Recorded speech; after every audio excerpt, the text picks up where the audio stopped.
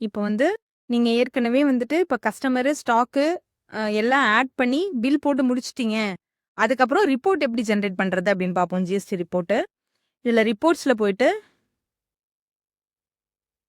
Monthly GST report R monthly report 2 எத வேணா எடுத்துக்கலாம்.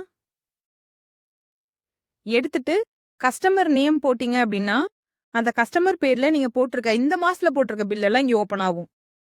இல்ல உங்களுக்கு போன மாசத்துல போட்ட பில் வேணும் அப்படின்னா, இதுல டேட் மாத்திக்கலாம். 3னா 3வது மாசம். அதாவது இப்ப எப்படி வரும்னா, இந்த 1, 3லேருந்து இந்த 7, 4 வரைக்கும் இருக்கிற எல்லா பில்லும் இவங்க பேர்ல போட்ட எல்லாமே இங்க வரும்.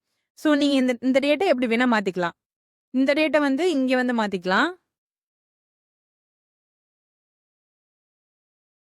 இந்த மாதிரி மாத்திக்கலாம். ஸோ இந்த டேட்ட வந்து F1 குடுத்து மாத்திக்கலாம்.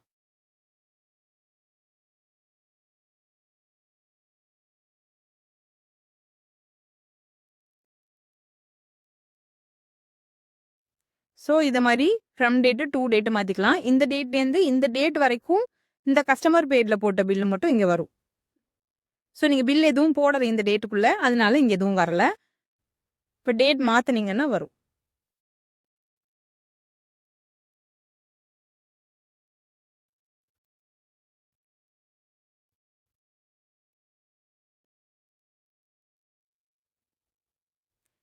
இந்த மாரி இந்த டேட்குள்ள போட்டிருக்க எல்லா பில் வரும். இது எல்லாத்தையும் நீங்க ஒண்ணா வேணாலும் இது எல்லாத்துக்கும் ரிப்போர்ட் ஜெனரேட் பண்ணிக்கலாம். இல்ல இந்த தேதி வரைக்கும் எனக்கு ஒரு ரிப்போர்ட், அடுத்த தேதிக்கு ஒரு ரிப்போர்ட்னாலும் எத வச்சு வேணாலும் நீங்க ஃப்ரம் டேட்டும், டூ டேட்டும் மாத்தி இங்க பில் ஜெனரேட் பண்ணிக்கலாம். உங்களுக்கு பிரிண்ட் வேணும் அப்படின்னா F3 குடுத்துக்கலாம்.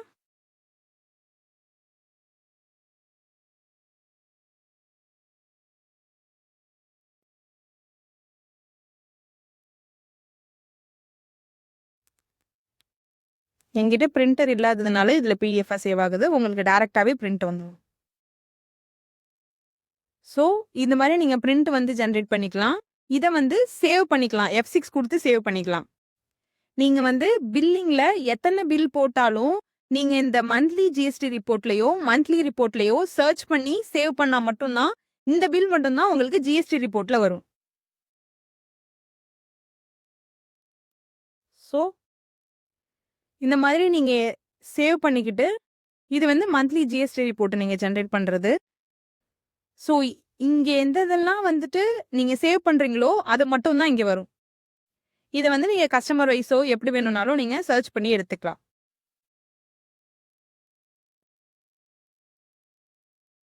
இப்படி தான் ரிப்போர்ட் ஜெனரேட் பண்ணணும்.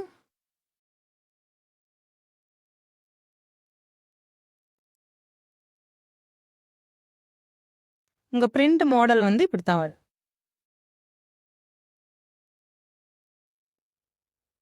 இதுல வந்து ஒரே ஒரு பில் ஒரு டேட்ல போட்டதுனால அது வருது. நீங்க எத்தனை பில் வேணாலும் ஒரே ரிப்போர்ட்டா ஜெனரேட் பண்ணி எடுத்துக்கலாம்.